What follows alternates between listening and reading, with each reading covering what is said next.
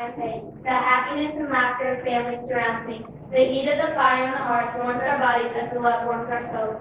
Homemade cooking dances on our taste buds. At home, on the tennis court, as I gently brush her hair back, as the swing for the ball approaching, the soft blue eyes stare up at me. Crack, the ball bounces from my racket.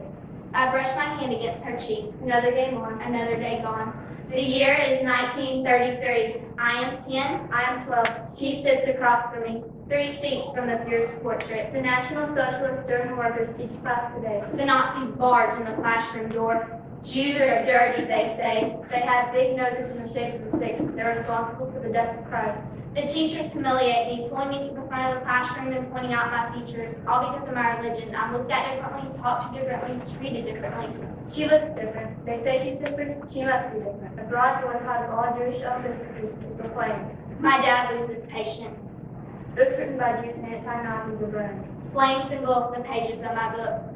All Jewish government jobs are fired. Money is low. I can count my ribs. My cheeks are hollow. It seems like nobody notices. I'm called Schmutziger Yuda, dirty Jew. I walk down the street. They glare. They snicker. I trick them. I crash to the ground. The year is late 1935.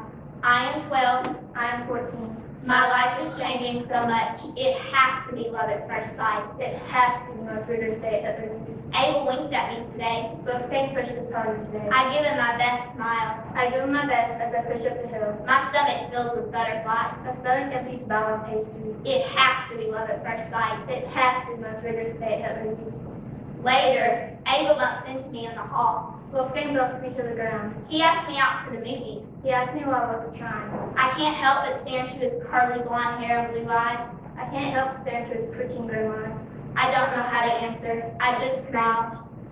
At the movies, at HJ's afternoon session, we share candy and my favorite drink. And we share the snack homework and I stuff into my pocket before we get started. The lights go dark and Abel reaches for my hand. Everyone doesn't care if we choose an on homework. Nothing matters more than this moment with him. Nothing matters more in Germany than Hitler. I wish this feeling could last forever. I wish the perfection of the fatherland was complete. Abel escorts me out of the theater and we squeeze through the movie door, bumping shoulders with an older couple. I smile at them, noticing his blonde hair and blue eyes. The woman nods and says shalom as they pass. Do you think we'll look like them in 20 years, Abel asks? I can feel my cheeks blush. I can feel the excitement building as I watch the film Hitler's speeches, as I see the portrait of Europe. Every time I see the SS soldiers guiding from the swastika, I can feel my heart match the beat of the Third Reich boots as they parade to London. Germany will once again become an empire, and I will be a part of it. We walk slowly hand in hand behind them. As we pass an alley, my heart stops. The familiar voices of the woman screams. Gestapo officers pounce on them, arresting the man and beating the woman like she's a dirty rug, making him watch like it's entertainment. Abel pulled me aside into the shadows as we watched. You Mongols and Rosh standards, you should be ashamed. You are breaking the Nuremberg laws, the officer spit. Abel flinches and drops my hand looking at the pulse. He says he has to go. Your inferior races will no longer corrupt the Aryan master race. The year is 1938. I am 15. I am 17. It all happened so fast. I've never done such a thing before. They call it Kristallnacht. The night of broken glass. It is Hitler's way of testing his power. Average citizens join in with Hitler's men to help destroy all of Jewish property. Hiding in a corner, walking the streets, I bury my face into my knees. I bury my fist into an innocent man. Tears slip from my eyes.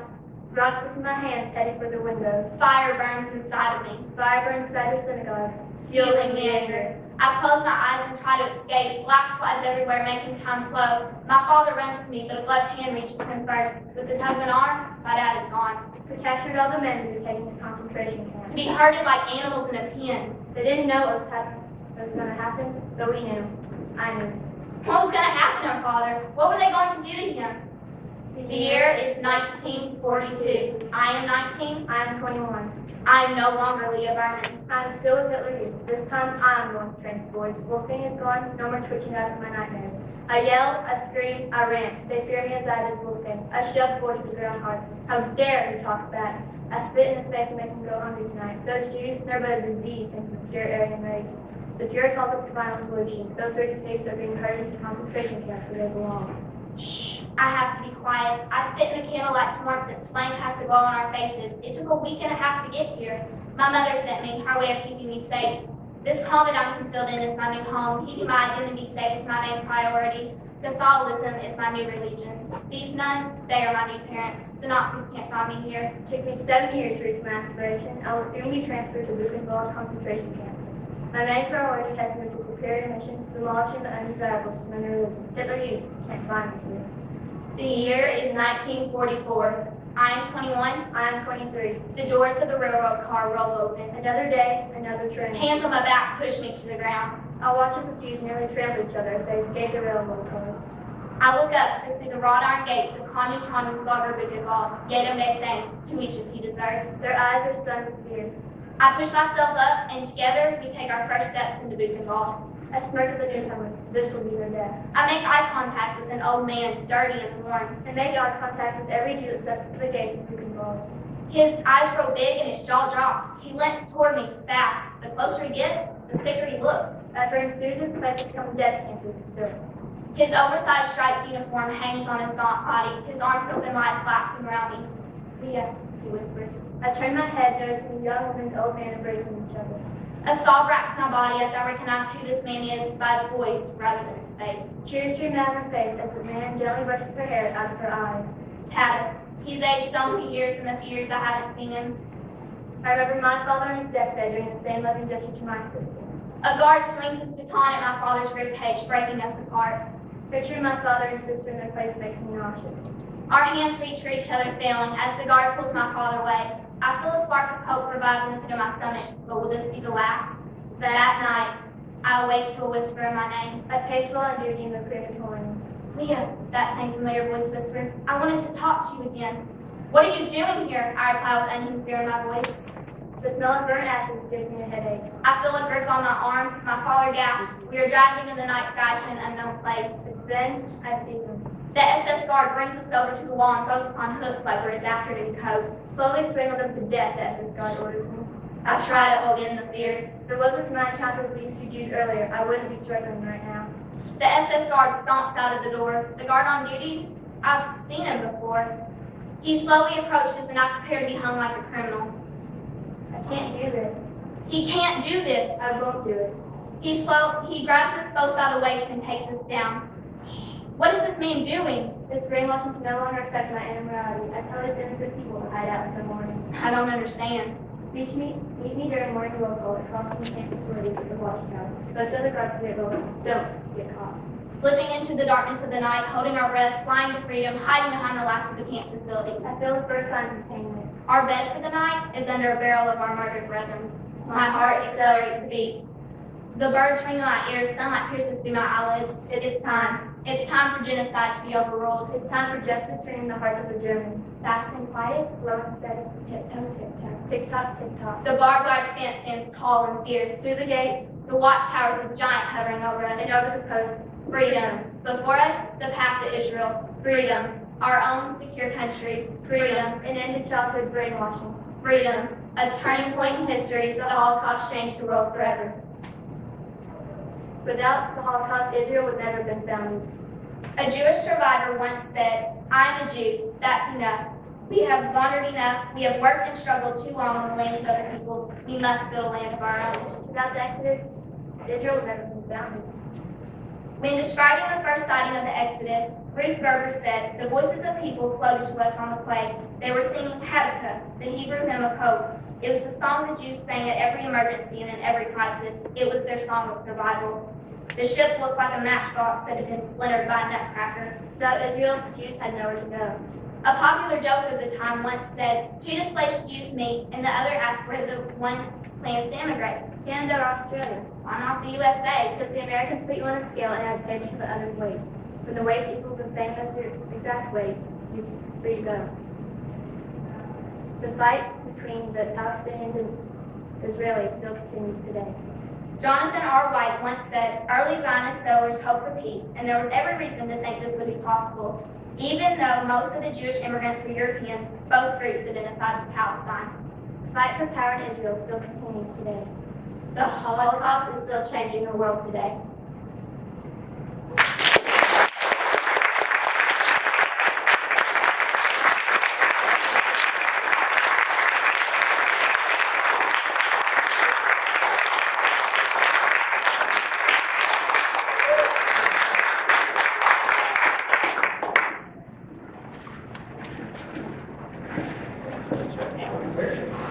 come up with the words for the back and forth? Last year in our 7th grade year, my English teacher, we did a slam poetry contest as like an end of the year writing. And it's like poetry and performance. And we did one, each of us in the class, and we kind of learned to write it. And then this year she kind of guided us to help us write this one, and we just wrote it. That's just the question. Tell me a little bit about your research and what were some of the challenges or difficulties you had.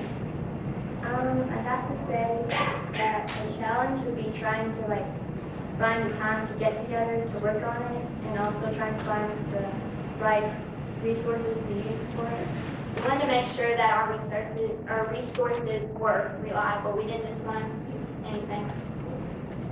What kind of places did you go to find resources?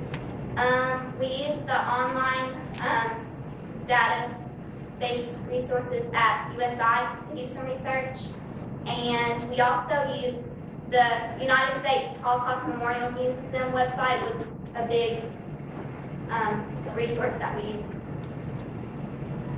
Most surprising thing you found in your research? Probably the terrible things that the Nazis did to the Jews. That's probably the most surprising things that we learned. Hitler found some pretty unusual ways to kill off the Jews. It wasn't just intense. What's the most important point we should take away from your presentation? The Holocaust is a turning point in history because it created Israel. Without the Holocaust, Israel wouldn't be here today. And the Jews, after the Holocaust, wouldn't have had anywhere to go. Other countries were keeping their immigration numbers low, leaving them nowhere to go.